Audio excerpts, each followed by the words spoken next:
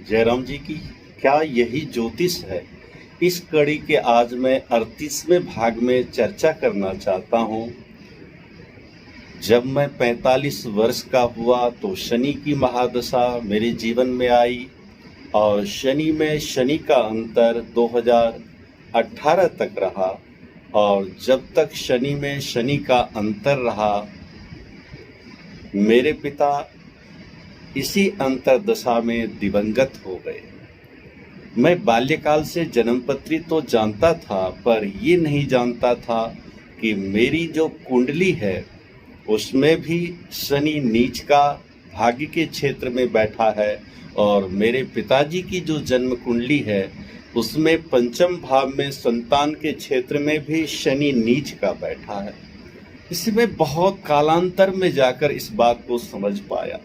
दूसरी बात, मेरा जो कर्मेश है, यद्यपि कर्म क्षेत्र में चंद्रमा उच्च का विराजमान है, इसलिए पिता का अनुपम स्नेह मिला, परंतु कर्मेश जो शुक्र है वो धन के क्षेत्र में नीच होकर बुध के साथ बैठा है। एक विशेषता रही मेरे जीवन काल की इस कुंडली की कि शुक्र जहाँ नीच का बैठा है वहाँ बुध के साथ युति होने के कारण जितनी हानि होनी चाहिए उतनी हानि नहीं हुई।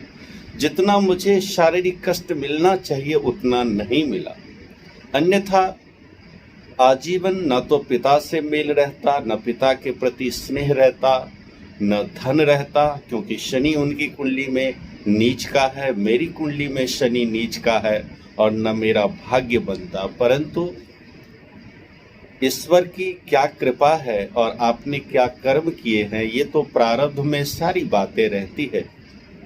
ज्योतिष की दुनिया में आप जब कुंडली का आकलन करेंगे तो संसार की सारी चीजें सीधी ओर से चलती है, परंतु जन्म कुंडली का जो गणित है, जो विवरण है, वो उल्टे भाग से इसका अर्थ होता है कि आपने पूर्व में क्या किया। मेरी प्रथम पुत्री का विवाह 2012 में पिता के सानिध्य में हुआ और दूसरी कन्या का भी विवाह मैं चाहता था कि पिता के सानिध्य में हो। अपने जीवन काल खंड में मैं कभी पिता को प्रसन्न नहीं कर पाया, क्योंकि मेरे पिता अनपढ़ भले ही थे किंतु कूटनीतिज्ञ थे। मेरे और पिता के बीच में एक विशेषता थी। मैं पिता से बहुत स्नेह आज भी करता हूँ, तब भी करता था।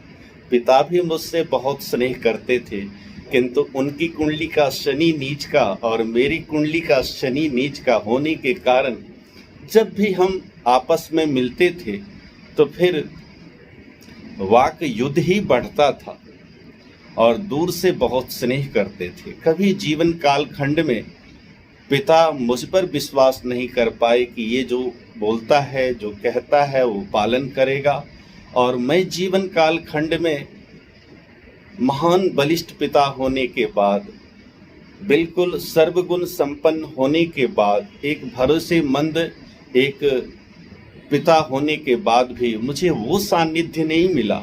अगर परमात्मा की कृपा होती है और मेरे पास धन था, मैं चाहता था कि अपने क्षेत्र में, व्यापार के क्षेत्र में या कोई भी कार्य में पिता का सानिध्य लूं, क्योंकि अकेले व्यक्ति आगे नहीं बढ़ पाता है, परंतु ये विश्वास नहीं बन पाया और आजीवन इस बात का मलाल रहा।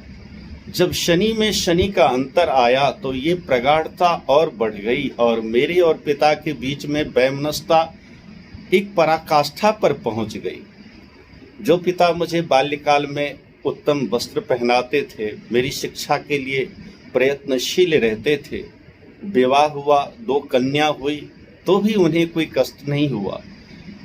संतान में चाहे कन्या हो या पुत्र हो, इस संसार में एक मेरे पिता ही ऐसे थे जिनको कभी इस बात का मलाल नहीं रहा कि इसे पुत्र क्यों नहीं हुआ।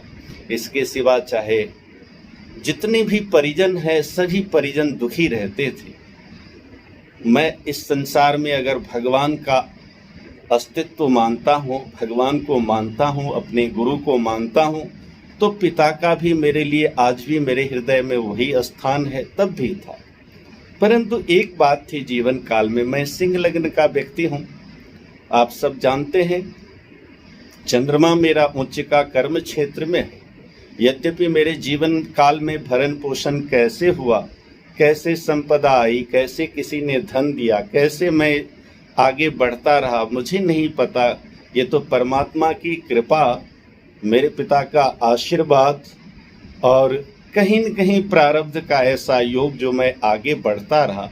वैसे मेरे पास न तो कोई नौकरी थी, न है, न कोई ऐसी आमदनी जो मैं ये कह सकूं कि मुझे मासिक यह मिलेगा। मैं जीवन काल खंड में पिता से एक ही बात कहता था, मैं खाऊंगा तो आपको भी खिलाऊंगा, मैं पहनूंगा वस्त्र तो आपको भी पहनाऊंगा।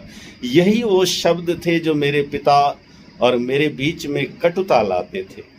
उनका कहना था कि तुम्हें ये कहना होगा कि मैं ये दूंगा, और मैं जीवन कालखंड में यही कहता रहा कि मेरी कोई नौकरी नहीं है तो मैं कैसे कहूँ, जो है सब आपका है। और कालांतर में जब धन उनके पास भी आया तो फिर वैमनस्यता इतनी बढ़ गई कि उनके दिवंगत होने के समय भी मैं उपस्थित नहीं हो पाया, क्योंकि ये जीवन का चक्र है। जो मित्र है एक दिन शत्रु बन जाता है, जो शत्रु है वो एक दिन मित्र बन जाता है। किंतु जो वैरागी पुरुष होते हैं उनके लिए न शत्रुता मायने रखती है, न जो है मित्रता मायने रखती है, उनका तो कर्तव्य मायने रखता है। इसलिए जीवन कालखंड में मेरा पिता इसलिए मुझे सम्मान करते रहे कि मैं एक शिक्षाविद था। उन्हें मेरे ऊपर गर्व था कि ये कोई गलत काम नहीं करेगा, और मेरे से अटूट स्नेह वो इसीलिए करते थे। और मैं जीवन काल के अंतिम पड़ाव तक मैं यह प्रयास करता रहता हूँ और किया कि मेरे द्वारा मेरे पिता को कभी छोटी सी भूल की बात ना आए, क्योंकि बाल्यकाल में मैंने अपने पिता को बहुत परेशान किया। शिक्षा के लिए छोड़ आते थे, मैं वापस आ जाता था। वो मेरे लिए बहुत प्रयास करते थे, किंतु बाल्यकाल मेरा बहुत उत्तम नहीं रहा। और कुछ बातें रहती है जो याद रह जाती है। दूसरी पुत्री का विवाह 2018 में भी धूमधाम से हुआ। बहुत प्रयास करने के बाद, आप सब जानते हैं कि जो कन्यादान है, जब एक दूसरे से संबंध होता है तो वो बात समझ में आती है कुछ दिनों के बाद। जब आप एक दूसरे से जुड़ते हैं तो तत्काल में यह नहीं कह सकते हैं कि सामने वाला व्यक्ति अच्छा है या बुरा है। ये बात तो समझ में कुछ दिनों के बाद आती है। फिर भी मेरे पास यथा योग संपदा थी। उस पुत्री को भी मैंने उतना ही दिया जो उसका हक था। मैं चाहता तो अपने जीवन कालखंड में एक सुंदर अपने लिए यहाँ भी भवन बनाता, परंतु हमने प्रयास किया कि मेरी जिंदगी भले ही सादगी रहे किंतु संतान उत्तम रहे, संतान सही जगह रहे। और इस पुत्री के प्रति भी मेरा यही स्नेह था, यही विश्वास था, और यही मेरा कर्तव्य भी था। ईश्वर से प्रार्थना भी यही करता था कि कम से कम हम लोगों ने जो गरीबी देखी है ये भी गरीबी ना देखे। यद्यपि प्रत्येक व्यक्ति अपने भाग्य का दाता, कर्तव्य करता स्वयं होता है, कोई भी व्यक्ति सोच सकता है। सो इसका भी विवाह धूमधाम से हुआ, परंतु मैं पिता को यह एक सुखद अनुभूति नहीं करा पाया। इस बात का मुझे मलाल रहा। और पिता के दिवंगत होने के बाद मैं अस्वस्थ हो गया, क्योंकि मेरी कुंडली में शनि का जो स्थान है वो शत्रु क्षेत्र का है, रोग क्षेत्र का है। इसमें एक बात कह सकता हूँ कि जीवन काल खंड में शनि की दशा तो अब आई, लेकिन इससे पहले भी रही। मेरे ज़्यादातर शत्रु ही बनते रहे, ज़्यादातर रोगों का सामना करना पड़ा, कभी मैं स्वस्थ नहीं रहा। और पिता के दिवंगत होने के बाद मैं और भी अस्वस्थ हो गया। और पिता के दिवंगत होने के बाद मुझे लगा कि जीवन काल खंड में पिता का स्नेह और पिता की छत्र छाया क्या होती है। संसार में जो मान और मर्यादा है वो पिता से है। आप जीवन काल खंड में कितने बड़े हो, आपका कितना भी कुछ है, किंतु मेरा अस्तित्व तो पिता ही है। इसलिए पिता का स्थान भी भगवान की तरह मेरे जीवन काल खंड में रहा। हमने पिता से भी बहुत बातें सीखी है। मेरे पिता यद्यपि अनपढ़ थे किंतु बलिष्ठ थे, कर्तव्यनिष्ठ थे, और प्रत्येक दिन वो रामचरितमानस का सुंदर कांड का पाठ करते थे। पर भगवान का परम भक्त थे, गरीब थे किंतु भगवान की जब भी पूजा करते थे तो दक्षिणा अवश्य चढ़ाया करते थे।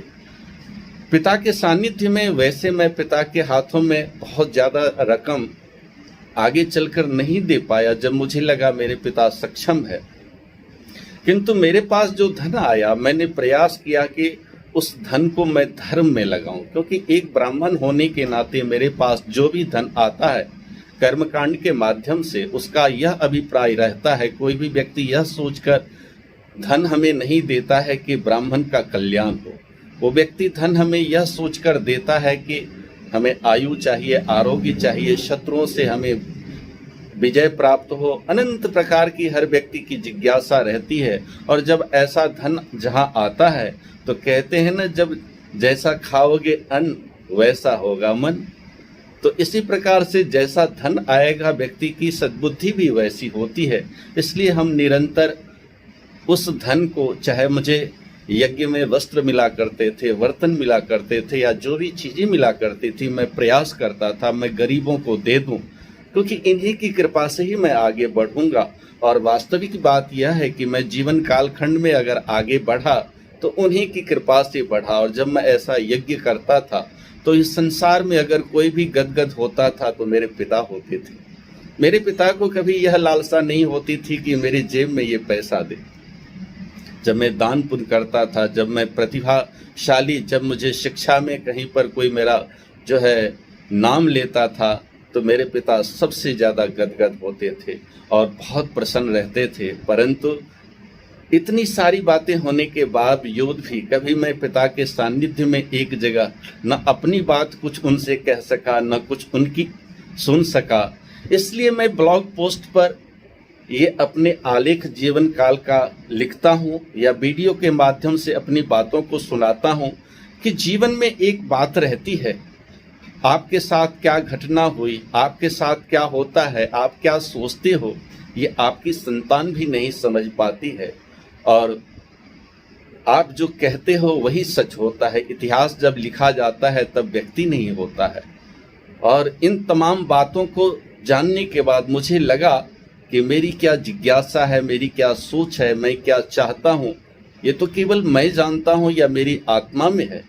आप या बाहर के लोग, चाहे पत्नी हो, बच्चे हो, जो भी हो, वो लोग तो आपके हाव भाव से ही जान पाते हैं, किंतु सत्य तो आपके हृदय के अंदर रहता है।